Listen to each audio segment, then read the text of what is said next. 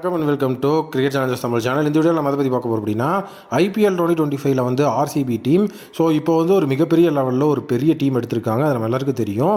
So இந்த இடத்துல நம்மளுடைய தினேஷ் கார்த்திக் வந்து பார்த்தீங்கன்னா ஒரு பெரிய விஷயத்தை ரிவீல் பண்ணியிருக்கிறாரு. என்ன அப்படின்னா, ஸோ இப்போ ஐபிஎல் 2025 ஸ்டார்ட் ஆக போகிற இந்த ஒரு ஸ்டேஜில் ஸோ ஆர்சிபியோட பிளேயர்ஸ் நிறைய பேர் வந்து பார்த்தீங்க அப்படின்னா ஃபார்ம் அவுட்டில் இருக்கிறாங்க. ஸோ டோட்டலி வந்து ஆக்ஷனில் இவங்களாம் மெயின் பிளேயர்ஸ்ன்னு நம்ம நினச்சி வாங்கியிருப்போம். பட் ஆனால் அவங்க ஃபார்ம் அவுட்டில் இருக்கிறதுனால ஸோ எப்படி இது ஆர்சிபி வந்து சமாளிக்க போகுது அப்படின்னு சொல்லி ஒரு பெரிய விமர்சனங்கள் போயிட்டுருக்கு.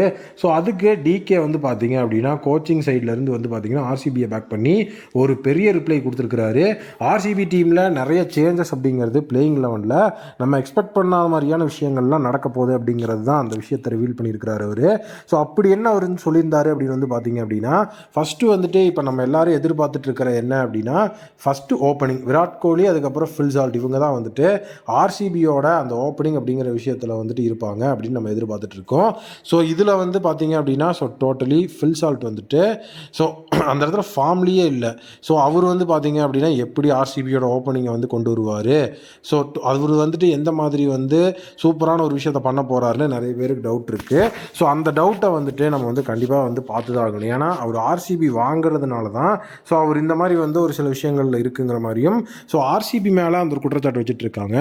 ஆர்சிபி வாங்குறதுக்கு முன்னாடி வரைக்கும் ஃபில் சால்ட் வேறு லெவல் ஆடிட்டு இருந்தார்.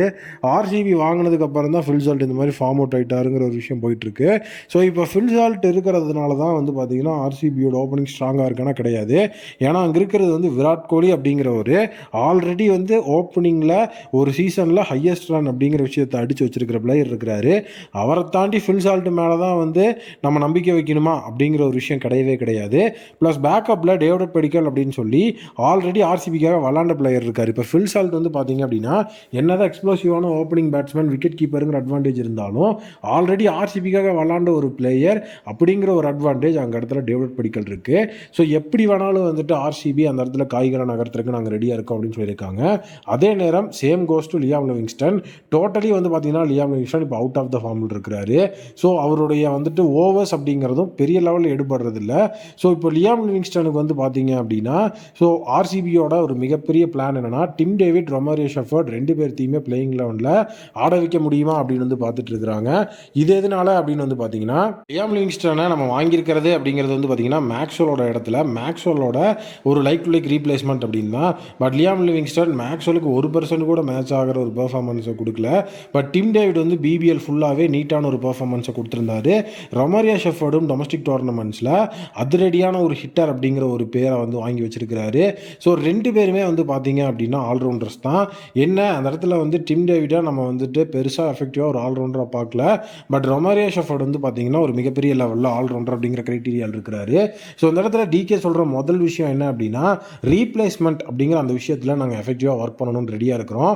காரணம் என்ன அப்படின்னா ஸோ இப்போ ஜாக்கப் பெத்தல் அதுக்கப்புறம் வந்துட்டு ஜாஸ் ஹேசல்வுட் இவங்க ரெண்டு பேரும் அவைலபிளாக இருந்திருந்தாங்கன்னா ஓவர்சீஸில் கண்டிப்பாக அவங்க ரெண்டு பேரும் ஆடி இருப்பாங்க.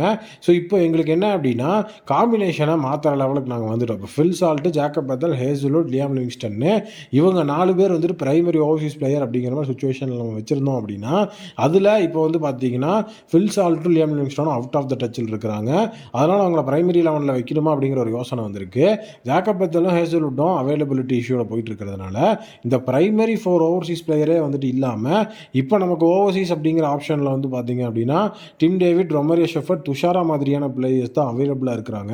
அதனால் நம்மளுடைய ரீப்ளேஸ்மெண்ட் அப்படிங்கிறத நம்ம எஃபெக்டிவாக ஒர்க் பண்ணோம் அப்படின்னா அதிலிருந்து நம்ம உள்ளுக்குள்ளே யாரையாவது எடுக்கலாமா, இல்லை நம்ம ரீப்ளேஸ்மெண்ட்டாக எடுக்கிறவங்கள பேக்கப்பில் வச்சுட்டு நம்ம ஆப்ஷனில் ஒர்க் அவுட் பண்ண பிளேயர்ஸே உள்ளே எடுத்துக்கலாமா அப்படிங்கிற விஷயத்தை வச்சு பிளேயிங் லெவனில் நிறைய சேஞ்சஸ் வந்துட்டு நடக்கும் அப்படிங்கிற மாதிரி சொல்லியிருக்கிறாரு. ஸோ உண்மையாகவே வந்து பார்த்தீங்க அப்படின்னா ஃபஸ்ட் மேட்ச் கேகேஆருக்கு எகென்ஸ்டாக நமக்கு இருக்குது. ஸோ அதுக்குள்ளே வந்து பார்த்தீங்கன்னா நம்மளுடைய ஆர்சிபி நிறைய புதிய மாற்றங்களை பண்ணி கேகேஆருக்கு எதிரான மேட்ச்சில் ஒரு ஷாக்கிங்கான பிளேயிங் லெவனை கொடுக்கறதுக்கு நிறைய வாய்ப்பு இருக்குது. இதுக்கு நீங்கள் என்ன நினைக்கிறீங்க அப்படிங்கிறத கமெண்ட்டில் சொல்லுங்கள். டிகேவோட பிளான் எனக்கு தினமோ கண்டிப்பாக ஒர்த்தாக இருக்குன்னு தான் தோணுது. உங்கள் ஒப்பீனியனாக கமெண்ட்டில் சொல்லுங்கள். மீண்டும் ஒரு புதிய வீடியோ மீட் பண்ணுறேன். Thank you, take care and bye bye.